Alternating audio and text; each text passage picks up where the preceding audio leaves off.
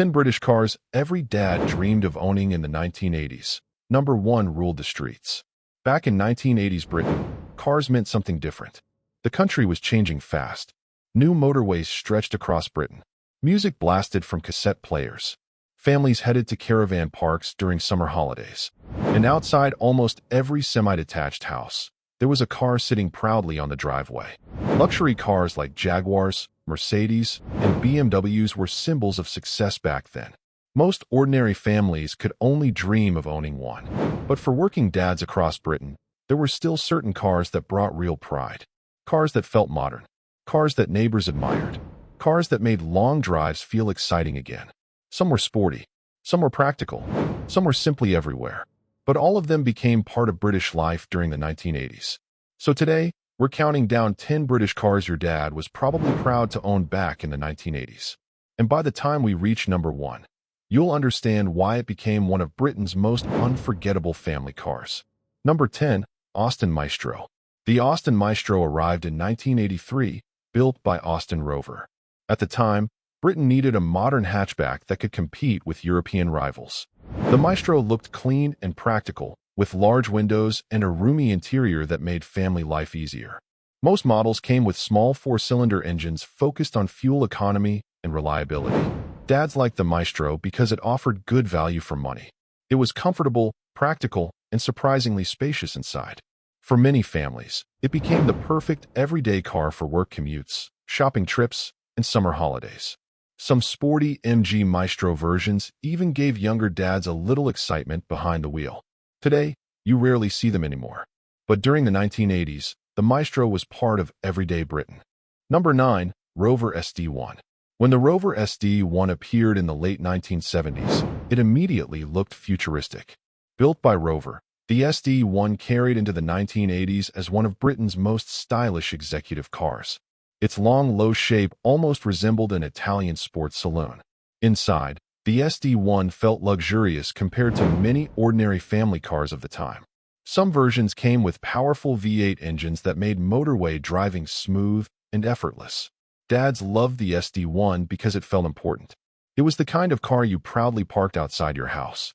Police forces famously used them too, adding to their powerful image. Unfortunately, reliability problems hurt the car over time. But even today, the SD1 still looks cool decades later. Number 8, Ford Sierra. The Ford Sierra arrived in 1982 and completely shocked Britain. Built by Ford UK, the Sierra replaced the legendary Cortina. But unlike the square Cortina, the Sierra looked rounded and futuristic. At first, many people hated the design. Some even joked that it looked like a jelly mold. But over time, families slowly fell in love with it. The Sierra offered comfortable seats, modern styling, and efficient engines that suited the changing 1980s perfectly. Dads especially liked the sporty XR4i and Cosworth versions, which became icons of the decade. By the late 1980s, the Sierra had become one of Britain's most familiar cars. Today, seeing one instantly brings back memories of old Britain. Number 7, Vauxhall Cavalier. The Vauxhall Cavalier became one of Britain's biggest success stories during the 1980s. Built by Vauxhall, it combined reliability, comfort, and sensible styling in one affordable package. The Cavalier wasn't flashy, but it felt dependable. That mattered enormously for working families. The car offered smooth handling, fuel-efficient engines, and plenty of room inside for children and luggage. For dads climbing into the middle class during the 1980s, owning a Cavalier felt like moving up in life. Company car drivers especially loved them. And for years, British roads seemed absolutely packed with Cavaliers. Today, they've almost completely vanished. Number 6, Austin Montego. The Austin Montego arrived in 1984 as Austin Rover's attempt to modernize British family motoring. It featured sharp styling, a roomy cabin, and surprisingly advanced technology for the time. Some versions even had digital dashboards and talking voice systems. Back then, that felt incredibly futuristic. The Montego became especially popular with taxi drivers and company car users.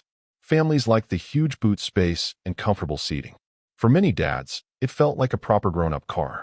Sadly, reliability problems damaged the Montego's reputation over time. Most eventually rusted away or disappeared quietly from Britain's roads. But for a short period during the 1980s, they were absolutely everywhere. Number 5. Triumph Acclaim. The Triumph Acclaim appeared in 1981 and became the final Triumph ever built. Created through a partnership between British Leyland and Honda, the Acclaim was surprisingly reliable compared to many British cars of the time. It had neat styling, front-wheel drive, and economical engines designed for daily commuting. Dads liked the Acclaim because it simply worked. It started reliably on cold mornings and handled everyday driving without drama. Inside, it felt modern and comfortable compared to older British saloons. For many owners, the Acclaim restored confidence in British-built cars. Sadly, the Triumph name disappeared soon after. But the Acclaim still represents the end of an important chapter in British motoring history. Number 4. Mini City.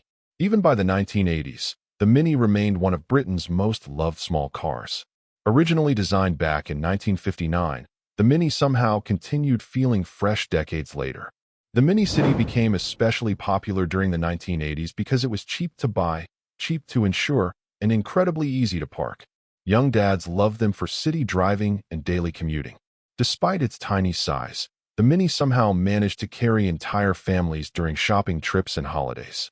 The steering felt sharp and fun, giving the little car a personality larger vehicles simply couldn't match. And perhaps that's why the Mini survived for so long. It wasn't just transport. It felt alive. Even today, people smile when they see one. Number 3. Ford Escort. Few cars represented 1980s Britain better than the Ford Escort. Built by Ford UK, the Escort became Britain's best-selling car for much of the decade. The Escort offered everything ordinary families needed: reliability, practicality, decent fuel economy, and affordable prices. It came in many versions too. Simple family hatchbacks, sporty XR3 models, practical estates. There was an Escort for almost everyone. Dads proudly drove them to work during the week and packed them for family holidays on weekends. Mechanics trusted them. Families depended on them. And because they sold in huge numbers, Escorts became a familiar sight on nearly every British street. Even today, older Britons still speak about them with affection. Number 2. Rover 800. When the Rover 800 launched in 1986, it instantly became a symbol of success. Developed with Honda, the Rover 800 looked sleek, modern, and sophisticated.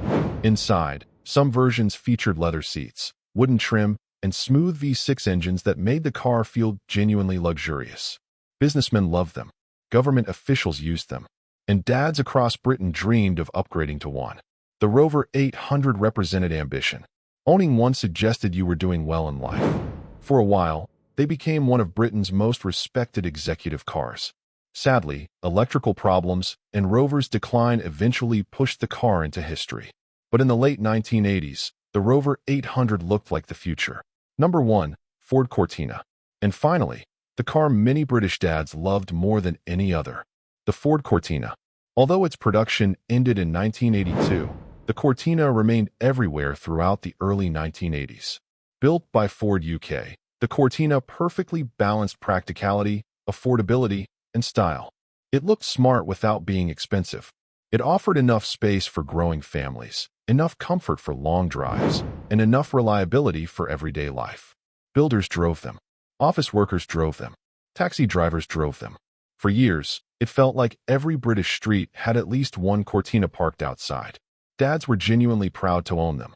The Cortina represented ordinary Britain at its very best.